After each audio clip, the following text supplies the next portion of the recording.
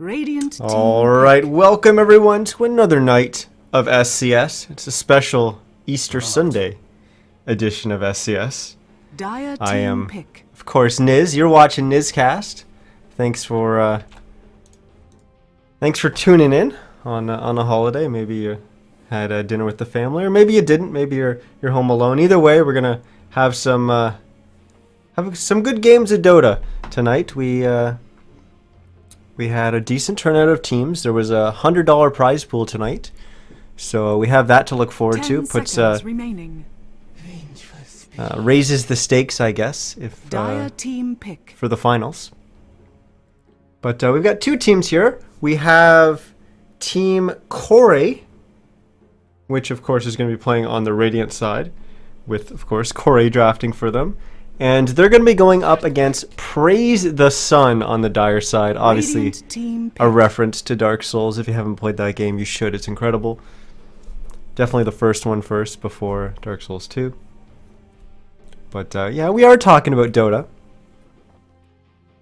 So let's hop into the draft and figure out what the hell is going on here. We've got Troll and Batrider getting banned out by Praise the Sun. Then we've got Lion and Sniper getting banned out by CoraY. Juggernaut was then the first pick by CoraY, which is actually quite surprising considering how little we've seen of Juggernaut recently. It's interesting to see him getting first picked once again. It almost seems like yesterday where he was getting banned in the first 4 bans or first picked every single game, and then all of a sudden that just went away. And then we were seeing Juggernauts not getting picked or banned, or maybe squeaking through as the 5th pick or something like that. So it's interesting to see him come right back. But Vengeful Spirit and Clockwork were the picks for Praise the Sun. Two heroes that work quite well together and are really good at protecting your team. It's very difficult to pick someone off on a team that has Vengeful Spirit and Clockwork. Of course, Clockwork can jump in, kind of do that counter engage, use his cogs to zone control and block off the rest of that person's team from helping them pick off whichever hero they chose to initiate on. And then, of course, Vengeful Spirit swap's just incredible. Anytime one of your carries or core heroes is getting focused down and they're in trouble, just swap them out. Nice and easy. Even if you die in the Vengeful Spirit, your aura makes it so, well, you're kind of still there, essentially. Everyone's doing less and less damage. But holy smokes, that next round of bans went through quickly. We saw, first of all, Witch Doctor get picked up by CoraY. But then we hopped straight into the bans. Queen of Pain and Lina getting banned out by Praise the Sun. Two pretty strong mid laners. And, well, they picked up Shadow Fiend immediately after. So they were removing those heroes that would be able to deal with Shadow Fiend. CoraY chose to remove Slark and Storm Spirit, 2 heroes that we've been seeing a ton of. So no surprise there that both those heroes would get removed. But with that Shadow Fiend pickup, now we have to consider who's left. Who do we have to go up against mid against Shadow Fiend? You've got... Queen of Pain is typically picked up against Shadow Fiend quite often. And of course Lina does well as well, but of course both those are banned. Sniper, we've seen mid quite a bit against Shadow Fiend. He's banned. Storm Spirit, same thing. Although it's a weird matchup. Shadow Fiend versus Storm. I think it is slightly Shadow Fiend favored until Storm hits 6, and then obviously Shadow Fiend's basically a free kill. So you have to be wary of that. But I think it almost comes down to, because both of them can farm the jungle so well, which one's on the Radiant side. So in this situation, it could have been a Radiant Storm. And I think he would have actually done okay against the Shadow Fiend. But either way, we're not going to see that. It's going to be a Magnus that's going to get picked up. Most likely going to be parking him in the mid lane going up against that Shadow Fiend. But you never know. It could be in the off lane. 5 seconds remaining. We'll have to see exactly how they choose to run it. Of course, Dendy's been playing the hell out of Magnus in the mid lane.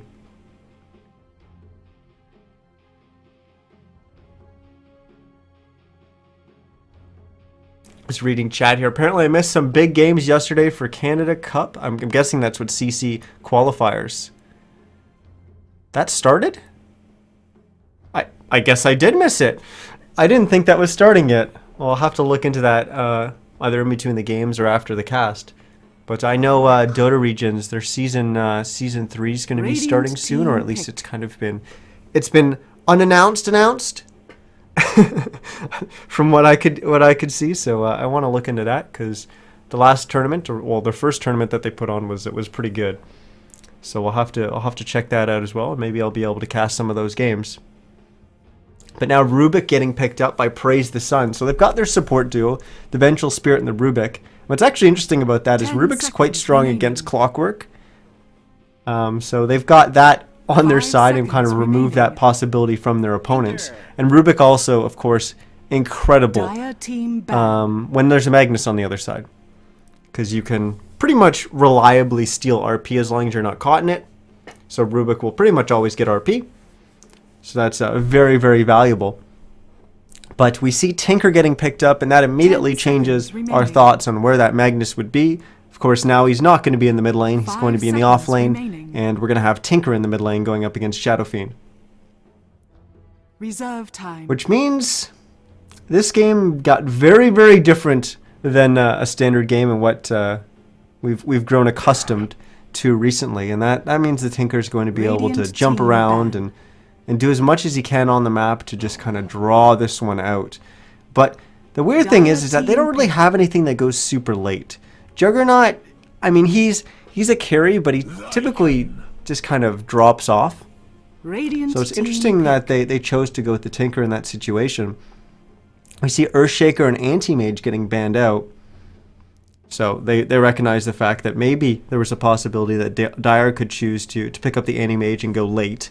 Given the fact that it would be difficult for this Radiant side to push up onto the high ground. They really have to rely on preparing the lanes and having everything pushed and then getting a pick off before they really be able to push up high ground. 5 seconds but remaining. Yeah, with the Anti-Mage removed, they can't. I mean, they had some other options to go late, but they chose not to go with that. They went to Lycan, and that will give them a lot more push potential. Which is quite interesting because typically it's very, very... I mean, I thought it was difficult for this Radiant side to push uphill against the Dire. It's even more difficult for the Dire side to push uphill against the Radiant. Trying to push uphill into most likely 2 March to the Machines getting laid down at the same time. It just doesn't happen. As well as you've got Magnus being able to throw out his Shockwave and clear a Creep Wave quickly as well.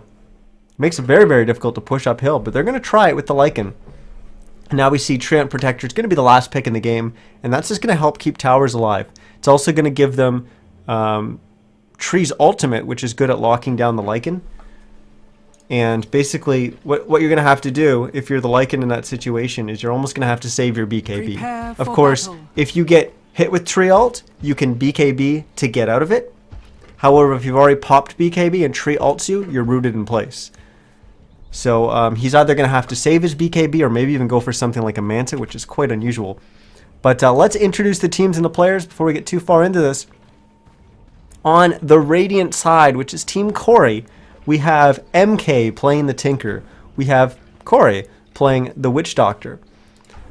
We have Dota player playing some Dota. Playing the Juggernaut in Dota.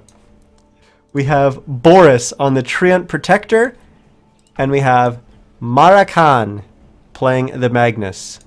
I almost sounded like I knew how to actually say that name properly there, 30 seconds which is quite unusual for me. On the Dire side, we have Team Praise the Sun playing their Vengeful Spirit. Can't really see her. That's Pandago. Playing the Shadow Fiend is going to be at MSS Dota. Playing the Rubik, which is all the way up in the top lane, has been exchanging a few blows with the Magnus there, is going to be Lust. Playing the Lycan is going to be the, I believe it's the Subster Face, I think is what it's called. And last but not least, we got Dankmech playing the Clockwork. So no one's starting with boots first on this Dire side. We got 2 people starting with boots first on the Radiant side. That's going to be the Treant, Protector, and the Magnus. We've got Clockwork here in the off lane on the Dire side, so he's going to do just that. He's going to use the cogs to block the creeps off and run them into this little cubby, and then he's going to stand there and body block it. And what that's going to do is help bring this wave back towards his tower, give him a little bit more XP. It's one of the huge advantages of having Clockwork on this Dire side. And, you know, I just mentioned the fact that we don't have boots first on anyone on the Dire side. Well, Lust was just waiting for his gold to tick up a little bit there, starting with a little bit of regen, and he picked up boots first. So they're going to have that that ability to initiate there with the Rubik lift. Well, Boris and CoraY looking for the Observer Ward. They've already placed a sentry. It will unfortunately be off the mark. It won't find this Observer Ward. They may have to choose to lay down a second one, which they do still have on CoraY. Speaking of which, let's actually look at the lanes. We've got Magnus in this off lane. He's going to be going up against Lycan, Rubik, and Vengeful Spirit. In the middle lane, we're going to have Tinker up against Shadow Fiend. And then in the bottom lane, we've got the Clockwork going up against Juggernaut, Witch Doctor, and Treant Protector. And you saw they just used that second Sentry Ward and killed that Observer Ward, so they did find it. And well, in about 20 seconds, they'll have a fresh set of neutrals there, and they'll be able to start pulling and try to bring that that creep wave back, which will help limit the amount of XP that the Dank Mech is able to get. But of course, with that Clockwork, he's able to use those cog blocks. There we go. Which unfortunately he messed up there. He only got one of the creeps that time around, but it'll still help to bring the creep wave back towards him. As we can probably already see, yeah, he's level 3, and we can compare that to Magnus, who's actually doing quite well for himself as well. He's almost level 3 as well, just hitting level 3. So about 100 XP or so behind. We just saw MK drop MSS pretty damn low in the mid lane on the Shadow Fiend. But he'll get a salve from the Vengeful Spirit that was just standing up here on the high ground. So he's going to be able to stay in lane and not have to use all of his bottle charges. Got Career waiting to come in and ferry the bottle. But now it's starting to head back. I think he just sent that out because he saw how much damage he was taking, and he knew he was going to be able to probably have to chug his bottle to about here, and then pass it to the Courier and go back to lane, so he didn't miss a ton of XP. But with that Vengeful Spirit coming in and salving him, of course, that wasn't the case. It's typically a good idea if you think like you're the mid player and you've used up your bottle and you really want the next rune, but you have a feeling that well, if you're ever in a situation where you're not sure if you're going to be able to get that next rune, it's always good to start flying out the Courier, just in case you get locked out and you're not able to bottle up one of those runes and refresh your bottle. You can just toss it onto the Courier and send it back without losing too much time. Just see MSS is flying out the Courier right now, getting prepared to bottle Crow.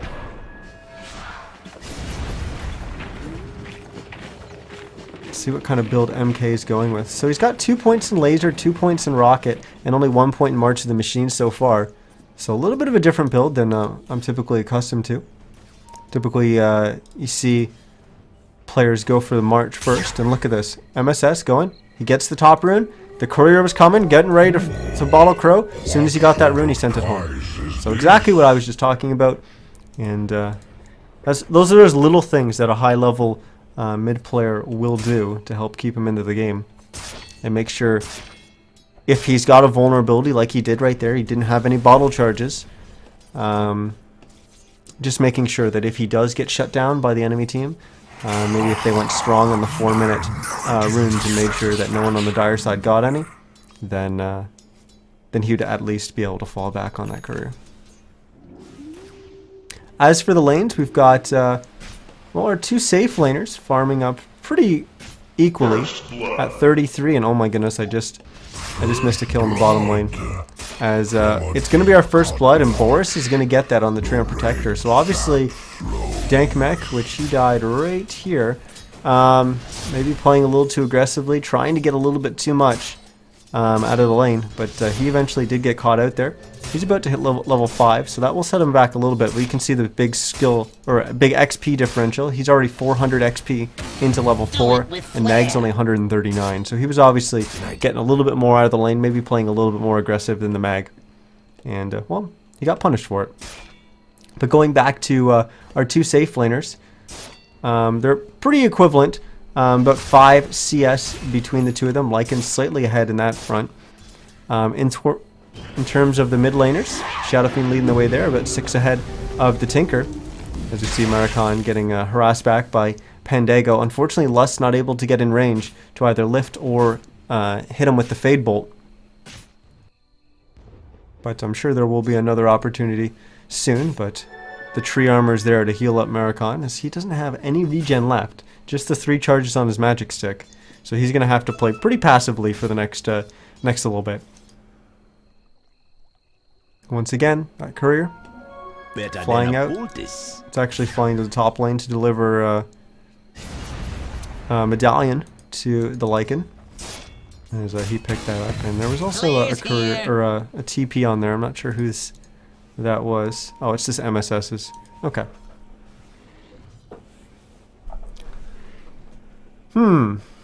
So, oh my goodness, look at the difference in terms of CS. We got 18 CS on the Clockwork and only 5 on the Mag, so he's going to be a lot closer to getting his items. But unfortunately, he gets caught out there. We had the cask fly through, and then followed up by the Omni Slash coming out from the Juggernaut.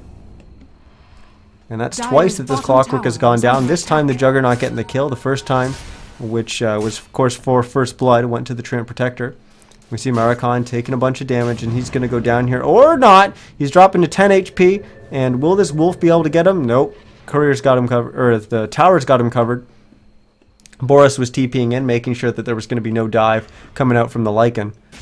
But Maricon, real close there, dropping to 10 HP, just barely gets away alive there. MSS hopping into the jungle where Pandago's been stacking up camps for him. That's going to allow Lust to park himself in the mid lane, and this is actually great when you've got Lust, who is basically sitting in the lane, even though he's position 4, sitting in the lane, able to get a little bit more XP. You're taking a little bit more from your carry, but he's able to get a little bit of XP there, do a bunch of the harassing and forcing back of the offlaner. Your position 5 is then in the jungle, stacking up camps because your mid has the ability to clear them. And when that mid rotates into the jungle, the position 5's there to soak up some of that XP. But I'll get to that in a second. Maricon's going to get wrapped around by Pandago. Nice magic missile, nice rotation there from Pandago to set up that kill. But they do have to be careful. Boris is sitting here in Viz. He could maybe go after MSS here, and he will. He's going to open with the Leech Seed. He goes to throw it a right click, but chooses not to, so he's still stuck in Viz. Radiant structures are fortified. Radiant's top but the point I was getting there is that you can actually then move your Rubik, or your position 4 that's very XP dependent. Of course, Rubik wants to get his 6 up to the mid lane and have him soak up a little bit of this XP. And you can see he's almost about to hit 6. Compare that to some of the other levels in the game on the other supports, and all the other supports are level 4 right now, and he's about to hit 6. So he's basically a full level ahead of all of them. So little advantages and little different strategies that teams can employ. They're using their draft as effectively as they can and making sure that they get the most out of their heroes. By doing this, you actually end up with Rubik basically having less gold early on, but then when he's able to rotate to that mid lane, he's actually able to recover that gold he's fallen behind with, because of course he's able to get some last hits. You do have to be a little wary about doing that against heroes like Storm Spirit. Of course, you wouldn't be able to do it, because if you park a support in the mid lane by himself, Storm's just going to jump and kill him, and then you're just feeding at that point. Oh, Dank Mech didn't point it out, but he did die earlier when we were looking up in at that top tier 1 push. He died for a second time, so he's just trying to do what he can here to get as much gold and levels under his belt. But he does have to be careful. Boris is really active with this invis, trying to do as much as he can. Treant Protectors, you know, it's difficult to zone people out sometimes, this tree. but he does hit incredibly hard if you're able to get on someone and hit them a few Radiant times. structures are fortified. Well, let's take a quick look at the item progression so far. MK is probably the one to watch, as he's at 1,400 gold, of course, building towards his boots of travel. And once he gets that, once he gets those going, he's going to be able to farm much quicker and work towards his blink dagger. Once he gets that up, then he's going to be a real menace on the map. Lust just picked up his arcade boots, and that's a huge pickup for Rubik. And it looks like he may go down here. RP is going to get used as well as Omni Slash, so 2 ultimates come out there. But it does secure a kill, and with the Juggernaut spending the time to rotate up there, you definitely want to make sure that you actually do get the kill there. So it's perfectly fine to use 2 ults there. The pre-blink dagger RP is also not as effective, so he realizes he's not going to have that for a little while anyways. Oh, Dank Mech unfortunately just misses the hook shot onto MK, but MK, or that bought a little bit of space for the Roche kill that just came out from this dire side. MSS is going to be the one holding on to the Aegis, but the main reason why that Roche dropped so fast was because of the subface. The Lycan had the medallion, as well as, of course, Pandaga with the Wave of Terror. That's a lot of minus armor applying to Roshan. So we've got a little bit of a discrepancy now with in terms of our farmers between the Lycan and the Juggernaut. Lycan pulled away a little bit. 13 CS now ahead. Shadow Fiend at 96 CS, whereas Tinker's only at 56, so huge discrepancy there. Offlaners are pretty much even now. In fact, they are at 23 CS apiece. So we're seeing the farmers pulling out a little bit of a lead here for Praise the Sun. MSS gonna throw out the Requiem of Souls. Lust is just gonna lift Marikan, and he almost got 2-shot essentially. And a good play there from them, using the 12-minute rune to kind of, well, using the 12-minute rune to potentially get a kill, and well, the Magnus went for it, and he got punished for it. Dire's middle tower But is under MSS attack. using that Eul's to set everything up there. And now they're smoked up. They're going to move through the jungle, hoping to find someone. Unfortunately, they're not going to. The closest hero was the Witch Doctor, who's since walked all the way past his mid-tier 1 to meet up with MK, who will get caught out here. Lust is going to lift him up and toss him back, which means he's going to get hit by 3 raises and a couple right clicks, and he's going to go down. Nice swap from Pandago there, swapping MSS out of a dangerous situation. But we do lose Pandago as well as Lust. Dire's middle tower. And now we're going to lose the Juggernaut, and I think everyone else on this dire side is going to get out of there alive. MSS was taking some tower hits there, but he was fine in the end. Keep in mind, he still has the Aegis. Boris and Viz trying to come in and help, but maybe just a little bit too late to the party. He doesn't have level 6, so no overgrowth available. He's so close, though. Just 54 XP away from hitting that level 6. It looks like that's going to be the end. On the back of that, we're going to have not only the Vlads picked up, but now Necrobook 1 getting picked up by Lycan. So that's going to help facilitate their push, but also increase his team fight as well. When you pop those Necrobook minions, and then you pop Shapeshift, they're all max move speed, and you're all running really quick, which means that they can hit a lot more.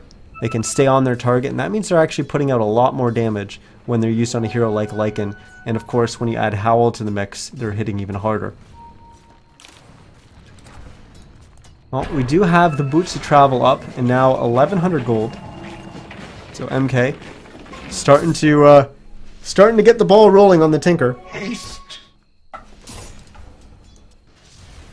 Our Witch Doctor right now, he's got a Staff of Wizardry, so it looks like he's gonna be. Well, actually, I was going to say it looks like he's going to be going straight for the Egg Scepter, but I think that's actually not the case. He's probably going for a 4-staff first, as I missed another kill as we see Marikan. Well, we didn't see Marikan getting picked off there, but there was 4 heroes down there, so no surprise that they were able to get a kill. But MSS needs to be careful, because there's a couple heroes up here, and he'll just back away. He does still have the Aegis, though. What does our Juggernaut have? He's got a Yasha and a Mask of Madness.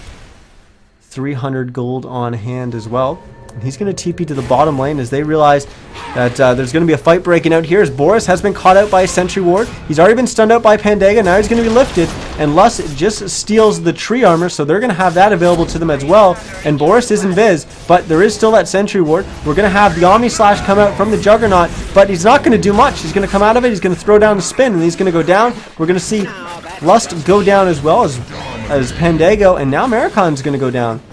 So, oh, there goes the Aegis as the heat-seeking missile comes out from MK. So a little bit of a dire favored fight there, but it I guess it was effectively even. It was a 3-for-3 trade. Only 2 heroes effectively died on the dire side, but that Aegis was used. But still pretty even fight, despite the fact that they kind of got the jump on the Treant Protector there to start everything off. Speaking of which, what does he have? Arcane Boot and a Sage's Mask. I wonder what he's building with the Sage's Mask.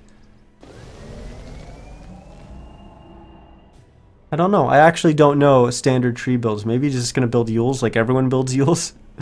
But speaking of Yules, we've got one on MSS. We've had that for quite some time. Just waiting to see what he's going to pick up next. Looks like it's going to be a BKB. He doesn't have enough for the Mithril Hammer, but is flying out the Ogre Club. So he's going to have that in a couple hundred gold. Pandego just has his Tranquils. Dank Mech has he's gone for Tranquils as well as a Magic Wand, and he's got 1,400 gold on hand. I imagine his next. Actually, I can't speculate on what he's going to go next. There's a lot of options, and we're just going to have to wait and see. But he does have 1,400 gold on hand, so maybe he's not sure either what he's going to go for. As he now picks up the Robe of the Magi, so it is going to be a Blade Mail. So he's going to be able to return a little bit of that damage if they choose to focus him down. Rubik is hanging out in the mid lanes. Still just has his arcanes and has picked up some more supporting items. And then Lycan, what is his Necro Book at now? Just 3 as the courier just delivered that. Radiant's top tower is so I imagine BKB's probably next on the shopping list for him.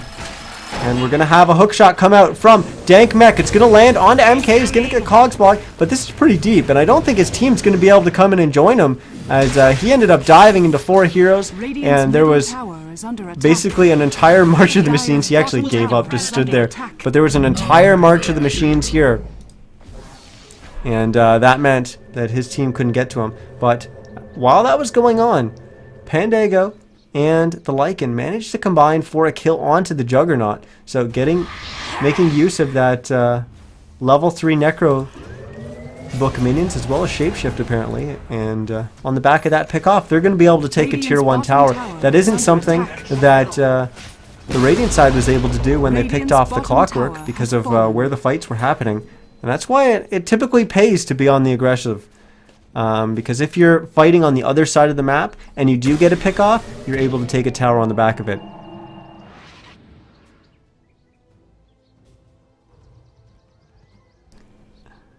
Sure thing, Floats. I try to go for the fight recap, but most of the time I end up clicking it too late. But I'll try to bring it up for the next fight.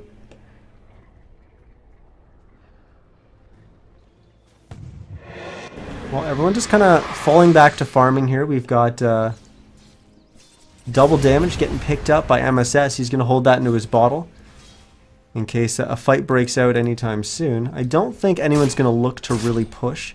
Lycan is going to be after Roche, and we're going to find out how long. It's going to be a minute until he's going to spawn. So at just past the 20-minute mark, we're going to have our second Roche potentially be taken. They've put a lot of farm on Lust. He's been farming the lane quite a bit, which has managed to get him up to 1,700 gold. I wonder what he's going to be picking up. Maybe he's just going to go straight for a Blink Dagger, or he might just go after the Force Staff. I think Blink Dagger is probably going to be more valuable for them.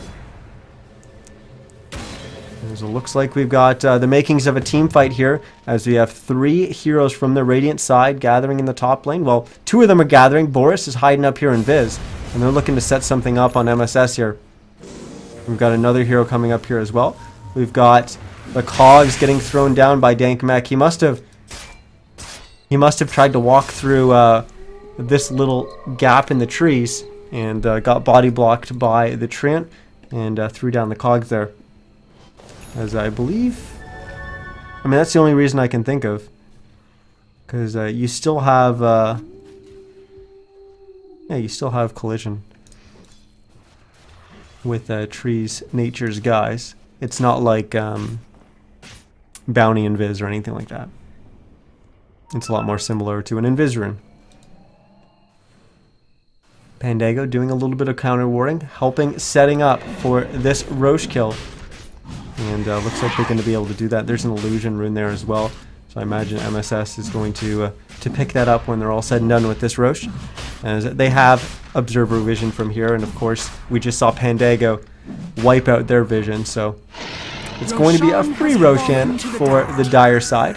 And MSS is going to be holding on to the Aegis once again. So electing to keep that Aegis onto the Shadow Fiend, and I definitely think that's the right choice right now. We have an Ogre Club getting picked up by the Lycan, so it is going to be a BKB most likely as the next item. And Lus just picked up his Blink Dagger. S and Y will be the item for the Juggernaut, and there we go, the Blade Mail. It just gets finished by clock. Pretty much everyone finishing their items now. And I wonder if maybe that's going to mean that we're going to have a team fight soon, as we also have a Force Staff getting finished by CoraY. So everyone's kind of hit their a power spike right now, as they've all gotten a little bit stronger. We now have the Arcane Boots finished by the Mag, so he's got a little bit more mana to play with in a team fight. Of course, he already had his Blink Dagger. Pandago looking for some more wards, and now he's gonna maybe try to wrap around. Ooh, he's gonna get a very aggressive observer ward there. That's gonna give them a ton of vision, allowing them to push for this tier 1 tower. Pretty much all the vision in this area. This observer ward, unfortunately, not a little bit over to see up here, but it gives them all that vision of basically where everyone would be preparing for a team fight into the mid lane on a tier 1 tower push. So that's going to give them a ton of knowledge, but it also gives them knowledge of these kind of rotations. As heroes kind of crossing over the mid lane, going either to the bottom lane or from the bottom lane to the top lane. We're going to see MSS and Pandago just farming up a little bit in the bottom lane while they've got the opportunity to, but that's going to get shut down because MK is TPing on in, being the annoying little tinker that he's going to be. And he now has Dagon level 1 available to him, so he's going to be able to do a little bit more burst damage and start becoming that scary, scary threat that Tinker can be. But BKB just getting finished by the Lycan, so he's ready to fight. I think it's just a matter of time before we're actually going to have a fight here, because I mean, we've got Aegis available right now. Everyone pretty much just hit their item timing. I don't think anyone's actually getting close to something. It doesn't look like it. We just had the Blink Dagger picked up. We just had the BKB picked up. We just had the Blade Mail picked up. The BKB on the Shadow Fiend was relatively recent, but he does have 4,500 gold. So maybe they're waiting for something on the Shadow Fiend. Maybe they're waiting for the staff or Force Staff coming out from Pandago. But they should be ready to push. I'm not sure exactly what time. Oh, there we go. 2 minutes. Thanks, Dota. As that looks like it's going to be expiring just before the 26-minute mark in this game. So they're going to look to push before that.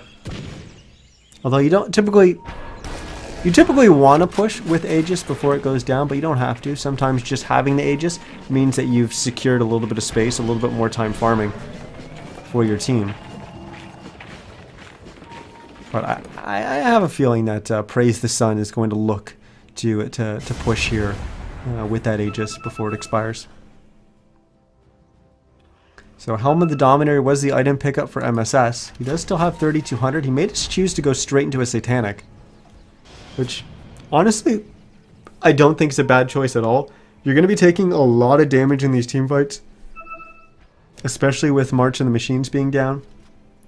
He does have a fresh BKB. It's still at 10 seconds, so he's not going to take that much damage over the course of the fight from magical sources as you would maybe if that was just a 5-second BKB. You're only well, you're taking 5 seconds less of magical damage. Not that there's a ton of magical damage, but I mean, I guess there is a ton of magical damage just coming out from the Tinker. So any time that you have on a BKB is going to be valuable. We do have a march still down here, and we're going to have another one coming down, and that's going to once again delay the push coming out from MSS and Pandago. Radiant's bottom tower is under attack. We are going to have a hook shot here from Dankmech onto Boris. He's going to get picked off. He was doing a little bit of counter warding, placing down some sentries, but he tried to escape while in Viz, but the Necrobook 3 minions just were able to run in there and kill him. Radiant's bottom tower is under attack. And then get that sentry down. Nice shockwave just getting stolen by Rubik. And looks like we didn't have a push before the Aegis is expired, because it's gone now. And maybe we'll just have to wait for our third Roche. And we'll have cheese available this time around. But we won't know how long until our Roche, for a little bit still. Probably about 2.5 minutes.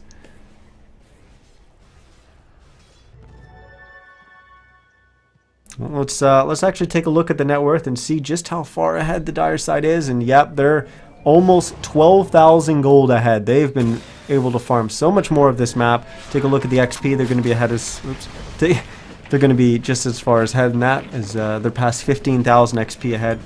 And that's just a result of them being able to farm so much of this map. We do have a smoke gank here, so we don't really want to draw on the mini-map, but they've been able to pretty much farm all the way up on this side of that line. And that's a lot of the map to be able to farm, but we do have a Yule's getting thrown up onto Boris, and MSS was looking to lay down the Requiem, but there was a nice RP that came out from Maricon. The Requiem does come out, but we do lose the Shadow Fiend. Pandago's going to go down as well. Both of them going down to the Juggernaut. Omni Slash, but Lust stole that. He throws out his own Omni Slash, and he gets a double as well.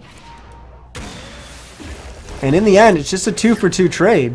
Radiant's middle tower is under attack. Dankmech and MK exchanging a little bit of damage there, but they'll be okay. It looks like we are going to lose Lust. And now Dankmech's going to trap Boris, but he has no way of seeing him. He's just a little bit too far away from this sentry ward, as I think it only expands to about there. Oh, there it is. Not sure why it's like off and on showing me its vision, but we do lose Dankmech as well. He stayed around there for a little bit too long. I figured he was actually out of there, but MK TP'd on in. And Boris looked to finish that up, and immediately on the back of that, Dankmech choosing to pick up a gem. So he's going to have that for the next fight. He's sick and tired of this damn Invis tree. And they're going to be able to see him from now on with that gem. But on the back of that double kill, we are going to have Scotty getting finished by the Juggernaut, so he's not only going to be dealing a little bit more damage and be able to slow his opponents, but he's also going to have a lot more stats, which means a lot more health and that tank ability. I just realized I missed the show fight recap. I'm sorry, Floats. I'm sorry. I'll get it. We did have an Ethblade just getting picked up by MK. And we also have an AC getting picked up by our Lycan. And it looks like we're going to have Roche respawning in a few seconds here. So he's up with a very fast respawn timer, and Pandago just threw out the Wave of Terror in time. So they know that it's there, and they may actually be able to snake another Roche without their opponent being able to get there in time. But they do have to be careful. This Juggernaut is starting to hit pretty damn hard. Once he gets in power, it's a lot of damage. Look at that damage. 274 damage a swing. And that's a lot of damage. Well, we got the Lycan standing in the pit, swinging away at Roshan. But they are going to back out. They're not feeling too safe with this, but they are going to... They have smoked up, and that's allowed Juggernaut to get inside the pit. And he's just going to start away on Roshan. We just had an Aegis get picked up, or sorry, not an Aegis, an Eye of Scotty getting picked up by the Shadow Fiend. But now they've all smoked up. They're looking for a pick-off. They're not going for Roche. And this is just an unfortunate series of events for the Dire side, as this is going to be not only an Aegis but a cheese as well for the Radiant side. And they're going to put the Aegis on the Juggernaut. CoraY's going to hold on to the cheese for now, but as they back, two of them TP'd out. They're going to run on in to the smoke gank coming out from this Dire side. They've claimed 2 kills almost immediately. The Juggernaut uses the Omni Slash, and he's going to go down immediately on that finishing.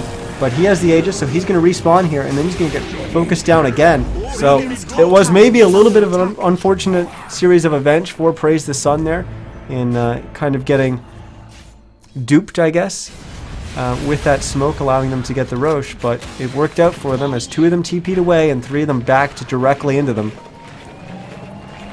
And surprisingly, we had a buyback there from the Jug. I'm really surprised by that. They pretty much didn't have any way of defending that tier 2 tower as a team. And now they're not going to be able to defend this tier 2 tower at top either.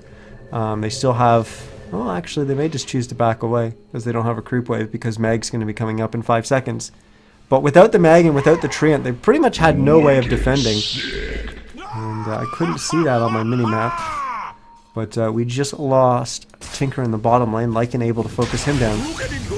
But we're going to have a battle in the top lane as Maricon is getting right-click down. MSS just needs one more. He's just used the Yules there to make sure that Maricon wasn't able to skewer away. And now they're going to be able to get this tier 2 tower on the back of that, especially with no Tinker available. It's an easy push. Radiant's top Across the tower map, is under the Lycan is going to push in the bottom lane.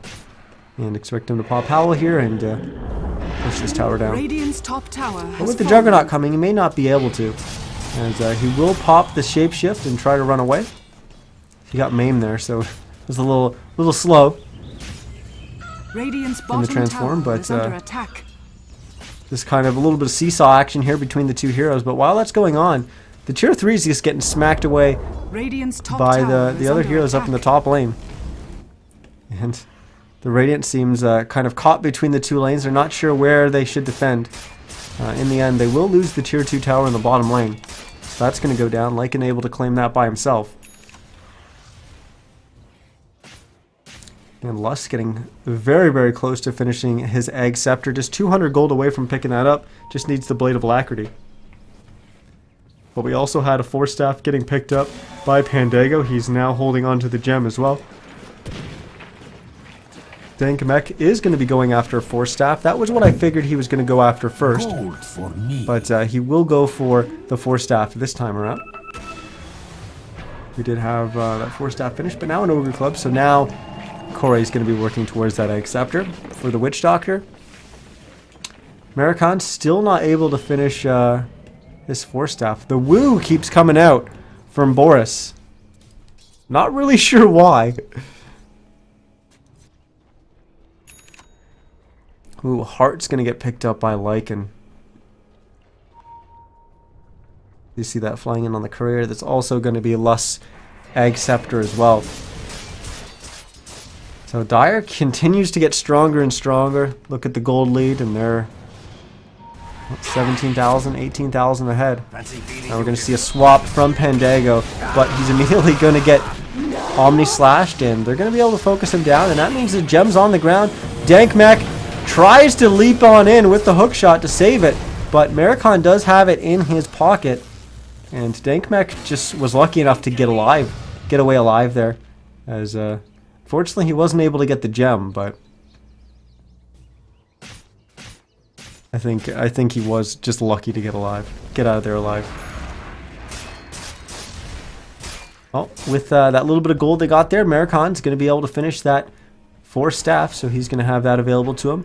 And now that we've got 2 Force Staffs on this Radiant side, and Radiant's bottom tower on is under attack. the Magnus and the Witch Doctor, that means the cogs coming out from the Clockwork are going to be a lot less effective. You can of course Force Staff Clockwork out of them, but you can also Force Staff yourself or your teammates out, and that's definitely the more important part. So the cogs aren't going to be able to really trap someone.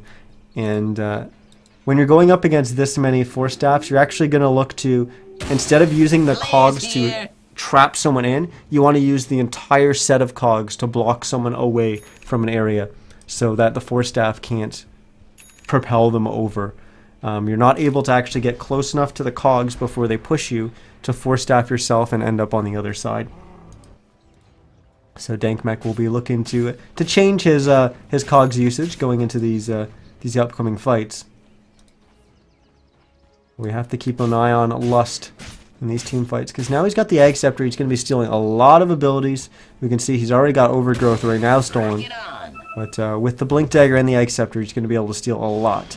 So expect for him to go after the RP. Maybe he's going to grab the Death Ward. Maybe he's going to just choose to grab the Overgrowth again. We've already seen him grab the Omni Slash and get a double kill with that.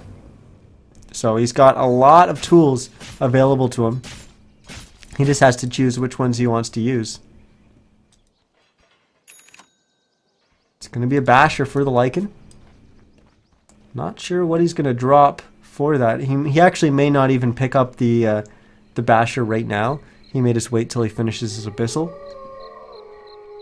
But yeah, I was going to say it's probably going to be the Vlads that he's going to drop, as he actually just sold that. And it's going to be a Basher as well for the Juggernaut.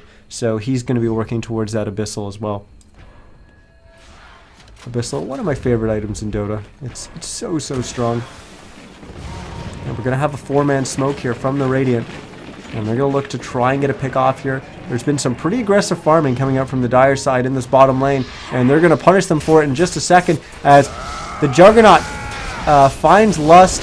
And Lust will lay down the Overgrowth, but he won't be able to get away from the spinning Juggernaut. So we are going to lose him to start off the fight. Now, Dankmech's going to jump onto MK, but he is eating a bunch of this Death Ward. It's going to cost him about half of his HP. MSS gets caught in the Overgrowth from Boris. And he's just getting right-clicked down by the Juggernaut, so he's going to go down. Requiem of Souls goes off as he dies. But now CoraY and Maricon having to TP up to the top lane where Lycans has been pushing. And Maricon essentially just TP'd to his death and got picked off. Now Dankmech trying to Force Staff himself to get a cogs off to interrupt some TP. He's not able to do so, but Lycan's still able to get the bottom, or sorry, the melee racks in this top lane. Now he has popped the BKB. He's considering maybe just running or trying to fight. He's a little indecisive there, but he is going to run in the end. But he's got his Necrobook minions as well as his set of wolves attacking the range racks, and these don't regen, so any kind of damage to them is always valuable. And he will get on out of there. So overall, that's got to be advantage to the Dire side, even though they lost one more hero. It's definitely going to be an advantage because they were able to take down that set of racks. Gold for me. Dankmech will pop the Invis, which he just bottled up, and he'll go hunting in the jungle. I don't think he's going to be able to find anyone, but we did just have the Abyssal Blade getting picked up by the Lycan. The Jug probably not that close to his. He's at 2,700, so he's actually about 1,000 gold away. But he's going to be a little bit further away here if Lycan has his way, as he's trying to chase him down. He will get Eth-bladed, so he won't be able to attack. But now the Juggernaut will hide on into the trees, and that will save his life, as Boris has come to help out his teammate. And now they're actually just going to go after Lycan. I don't think Lycan's going to be able to get out of there. We're going to have an Overgrowth followed by an RP, and that's going to be a dead Vengeful Spirit and a dead Lycan right after. So unfortunately, Lycan chasing a little bit too far there. But a good response from the Radiant side to come and punish him for doing so, as he chased way too far for that Juggernaut, and now they're going to lose a tier 1 tower as well. And they might even lose a tier 2, as looks like the Radiant isn't backing, or will they? Jug's going to grab a TP, yeah, and yeah, they're just going to look to push this tier 2 tower. The other heroes on the Dire side are in the bottom lane. Lust and Dankmech are farming down here. MSS was just doing the Ancient Camp. Roche is actually just spawned, so he's available if they were to check and see that he's in there. Unfortunately, they're not going to spot that out. This is going to be a tier 2 tower for a little bit of farm on the map, no other structure trades. Dankmech laying down the cogs just to kind of delay the push a little bit and kind of burn off whatever mana he can. But MSS just went into the Roche pit and TP'd up here, so he does know Roche is available. There's going to be a ping coming out from the Tinker as well to show that Roche is available. So both teams know that Roche is a possibility, and they're going to be looking to fight over that soon. We're 40 minutes into this game, and I mean, the Dire side, praise the sun. They've been ahead by a quite significant margin for most of this game, but not able to close it out. They've just got that one set of racks, and it isn't even really a set of racks. It's just the melee racks, the range racks. Oh, right, it got healed up from not from its regen, but from the Treant Protector. But yeah, you would have expected them to get a little bit more, but I spoke about it in the draft. Very, very difficult to push uphill against this team with the Tinker. So a little bit surprised that they chose to go with the Lycan, given the fact that they were going to struggle a little bit pushing up onto the high ground. But I don't know, it's obviously gotten them quite a bit ahead thus far. They just have to look to actually finish the game on out. It looks like everyone on the Dire side's gathering. Whether or not they're going to use a smoke, I don't think they actually have one. Rock it on. No, they don't have a smoke, so they're just hanging around Roche Pit. And they may actually just walk on in here. They don't really have vision of anyone on the Dire side to know where they are. They just saw Boris up there, so they know he's far. And I think they just saw MK up top, so that's going to be a free Roche. We're going to have the Aegis once again on MSS. Pandago's going to hold on to the cheese, and they will catch Boris, making that rotation down. I wonder if I wonder how they saw him. I guess they just saw him place the sentry ward and saw him headed this way, so they figured he'd be cutting through here. They placed that sentry ward already. So good placement there. I believe it was Dankmech that placed that. No, it was Pandago who placed it. Okay. Dankmech was just the one standing on top of it. But they do get another Aegis. That's our 4th Roche of the game in 42 minutes. But we won't have a fight just yet. Boom. Makes you wonder how they're going to actually approach this next fight. If they're going to choose to all kind of 5-man in one lane, or do a little bit of splitting. It is just a range racks up here, which isn't really that significant. The melee creeps are the ones that really push the lane. Will do a much better job of pushing the lane than the range creeps will.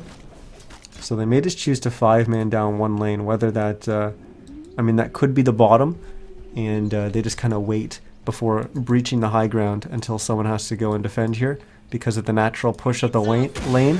But when you're doing that against Tinker can do it so quickly.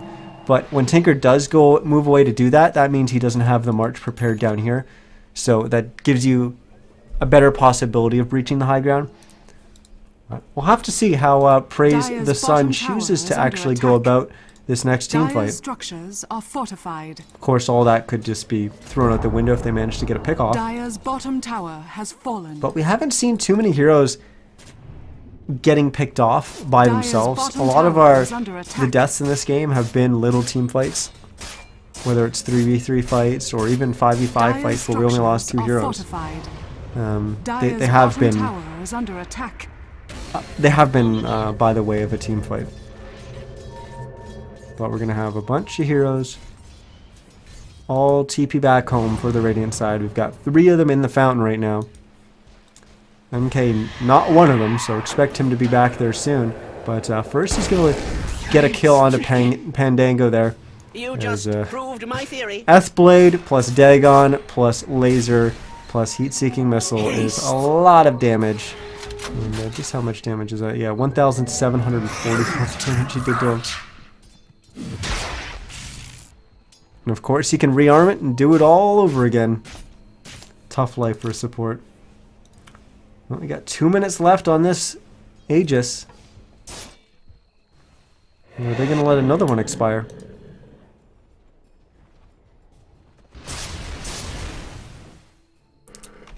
Bring up the item tab so we can make sure that everyone knows what everyone's got. Is well, Dagon 5, Blade, Blink Dagger, typical Tinker items. That is Dankmech and MK once again going at it. But with MSS coming in here, we are going to get a kill onto MK, and that was the pickoff that we're talking about. But Omni Slash may change this around. It's going to deal a fair amount of damage, followed up by an RP and the Death Ward. It's going to get the kill onto MSS, and the bounces are going to get the kill onto Dank Mech. So MSS will respawn with the Aegis. Question is, will he be able to get some return kills here? It doesn't look like it, so we're going to have the Aegis expire, or it will get used up, and we're going to have 2 heroes go down, and I have a feeling that means that we're not going to have a push.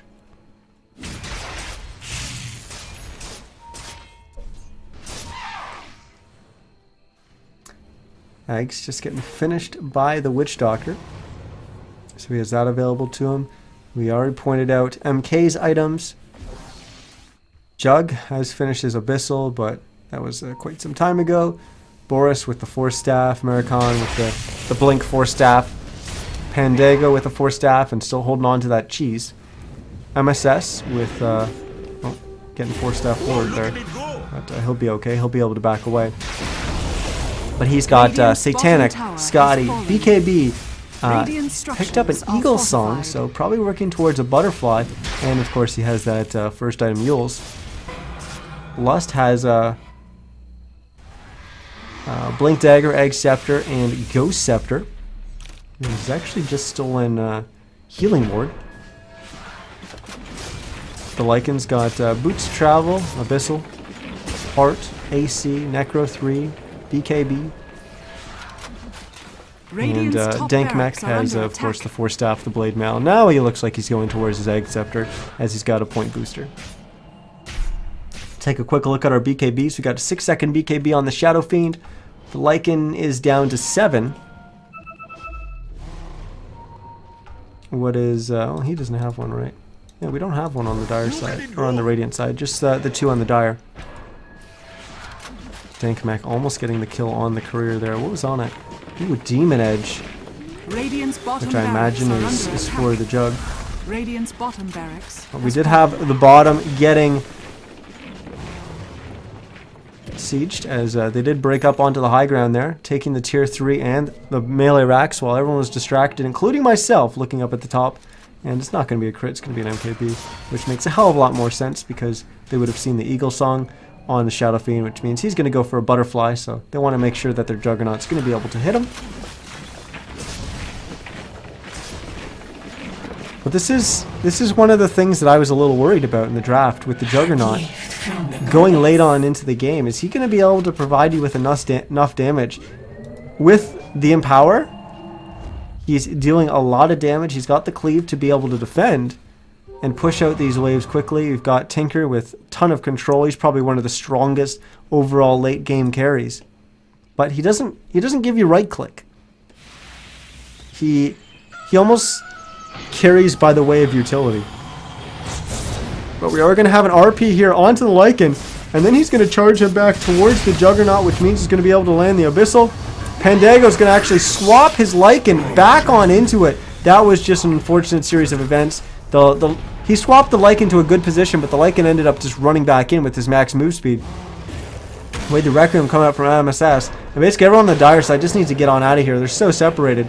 And it looks like Pandago may go down to CoraY here as he tried to TP away, but the cast came out. Maledict was also laid down, and now CoraY's taking quite a bit of damage. He will get lifted by Lust. Pandago choosing to use the cheese there, and this has been completely turned around. They're going to get, almost getting a kill onto CoraY there, but he was able to TP on out.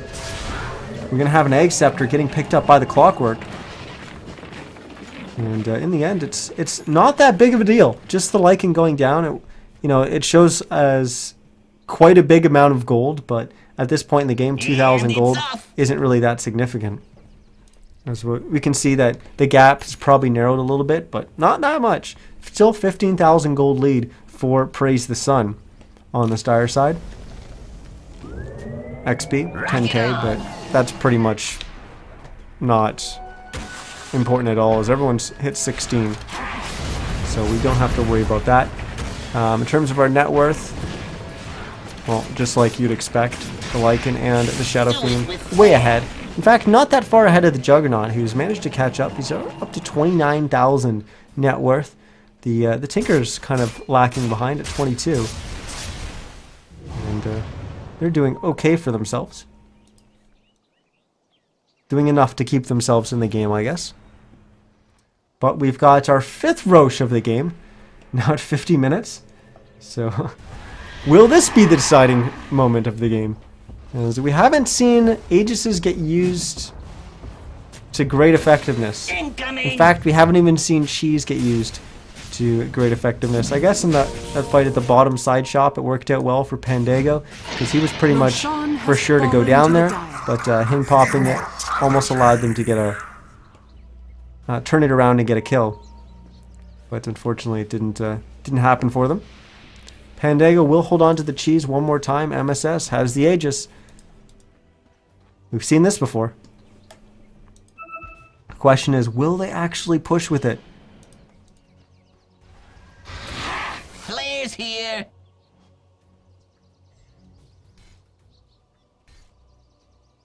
So we've got a gathering from the Radiant Heroes in the mid lane. I think they're just trying to stay tightened together here, make sure they don't get picked off, as all 5 are fitting on the screen here. And they will find Pandago. And Boris will actually throw down the Overgrowth because the Lycan walks on in, and they're going to get a kill onto the Lycan here. And that was rather questionable. I'm not really sure what he was doing heading on in there. But he will take a fall. And with these 2 heroes dead, will the Radiant side look to push? Dear Lord, says Boris. I think he's a board support this game. But they will look to push here. They're going to get the lift onto the Juggernaut and then trap him into the cogs. Maricon taking a bunch of damage. Huge Requiem will hit 3. Dankmech force-staffing himself out of the cogs, away from that Juggernaut to get some damage in on Boris. But Jug, as soon as those cogs square off, he will go over and get the kill onto Dankmech. But then MSS just mans up and kills the Juggernaut. And with those heroes dead, we may see the Dire side look to push, but maybe not. MSS taking quite a bit of damage. That cask bouncing between MSS and Lust. Now they're going to look for Boris. They will find him. They do have the gem on Lust. So they have the ability to see him there, and they will get the kill onto Boris. But still, 2 heroes dead on either side. And fortunately, a show fight recap doesn't really help us, as a lot of these fights have been pretty long and drawn out. So the fight recap doesn't like long fights. It always seems to not really care. And just said, oh yeah, that was the end of that fight, and it just assumes that there was 3 team fights within 30 seconds of each other. But we will have another buyback from the Juggernaut. This is his second kind of preemptive buyback. I think this one was definitely necessary, as they would have breached the high ground without the Juggernaut buying back. The first one was definitely a little bit too hasty. But we do have an item pickup that could very well change the face of this game, and that's a Refresher Orb on Maricon. That means we're going to have not 1 but 2 reverse polarities potentially coming out. But playing up against Lust with the Egg Scepter, Blink Dagger, that could mean 3. So we see 1 RP, we see it gets stolen as well. Oh, actually, it was Skewer that got stolen. But either way, we lose Pandago and Dankmech, but we also lost MK and Maricon. MK will buy on back into this game. Lycan taking quite a bit of damage. We lose Lust as he gets nuked down by MK. So does the Lycan. CoraY will buy back as well. MSS just left standing there trying to get some right clicks off, constantly getting bashed here by the Juggernaut, and he'll go down. So it is a 5-man wipe in favor of the Radiant side. However, they did use 2 buybacks to get it done. Effectively 3 if you consider the Juggernaut's buyback, which doesn't show up here. So 3 buybacks, and essentially 3 of them dying. And just to pretty much not lose the game at that point. So you have to be a little worried about how the next fight's going to go. But I did mention that Refresher Orb could very well change the face of the game. We saw those 2 RPs coming out be very, very beneficial. Unfortunately, Lust somehow didn't get that RP. It looked like he stole in time, but he must have just stolen a split second too late, as the Skura was already starting its cast, I guess. And that's what he ended up stealing. Had he stolen that, I think, I think that fight could have looked very, very differently. But we still had a bunch of buybacks. Well, a bunch. I think we still have 2 buybacks remaining on the Radiant side. Dire's middle tower As, is we can under actually attack. bring that up and see what our buyback status is. Well, doesn't look like it is. The only players in this game that have buyback available to them are the 2 that are dead, and that's the Shadow Fiend and the Lycan.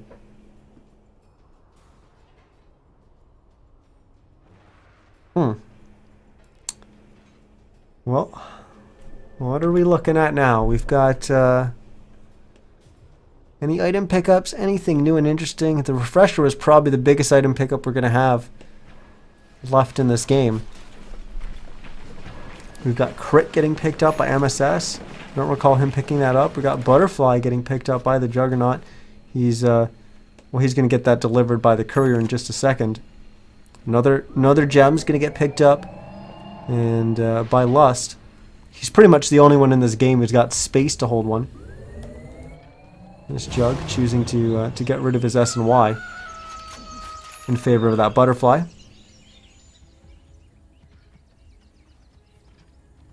Beyond that, we've got a Void Stone on Lust, so I imagine that's eventually going to become a Sheep Stick, but that's quite a ways down the line. It could just be a Yule's, but I don't know. Either way, it's going to be very, very difficult for him to most likely make any kind of item progressions, given that he just bought the gem, given that he's going to have to be holding on to buyback.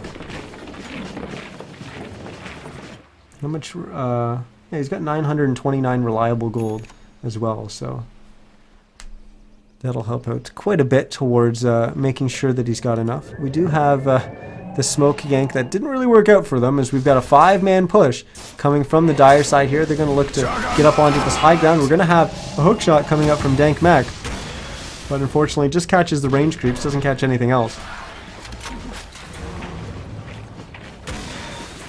But they have now breached the high ground, but since lost their positioning. As now they're going to try to chip away at this tier 3 tower. And it's not really chipping away when MSS is throwing right clicks, as he's doing a ton of damage. Mind you, when he's actually hitting uphill. And there we go, he's going to do quite a bit of damage there. But we're going to have an RP from way out, as Maricon's going to land it on 2. He's going to throw out the second one. And that's going to get them the kill onto Pandago, but also get them the kill on MSS, who will buy back immediately. Dank Mech's going to go down here as well. Now we've got the Lycan chasing down Maricon. Where is MSS? Okay, TP'd in on the top creep wave. He's going to jump in, and he's going to try to focus down this Juggernaut. This could very well be the end of the game, as Jug's getting quite low tree armor, trying to keep him alive. But MSS just hits too damn hard, and as soon as Lycan came on out of that sheep, he was able to get a right click off, and that dealt a ton of damage to him. But we just lost Lust. And now we're going to finally see the last set of racks go down for the Radiant side. Looks like Praise the Sun's going to take this, but the Radiant still hasn't given up here. They're holding on in to the end of this one. Maricon's going to blink forward, try to skewer someone back. Unfortunately, not going to land on either the Lycan or the Shadow Fiend, who are claiming this last tier 4 tower. MSS will actually choose to go after MK, but not able to get that kill, so he goes back to the racks. MK now coming in, getting the sheep off on MSS, dropping him quite low, and now he's going to blink after him. MSS could go down here. Oh, they do get the kill on MK, but they do lose MSS. Maricon throwing out the shockwave, and well, now we're going to have a glyph. This one is pretty much over, as Lycan choosing to go after the Magnus in the fountain, and he will get the kill there, as well as the destruction on the throne. And what a game! It was a little bit slow at times, but that fight at the end was pretty crazy. And this is just the quarterfinals. We still have 2 games to go. So Praise the Sun will advance to the semis. We'll be following them into that game. Not sure who they're playing. I'm going to check the bracket in just a second, but I will be following them into that next round. So we're going to have that match in just a few seconds. If you enjoyed the cast, be sure to hit that follow button. I, of course, am Niz, and streaming on twitch.tv/NizCast, so hit that follow button there. You can also follow me on Twitter at NizCast, where I'm tweeting about everything I'm doing with the casting and the tournaments. And you can also check out my YouTube channel at youtube.com/NizCast, where I'll be uploading the VODs of all the games I cast tonight, and all the games I've cast in the past, and all the games I'll be casting in the future. But like I said, we've got to make sure that we don't miss the next match. So I'm going to toss it to some music, and we'll be in that lobby in just a second.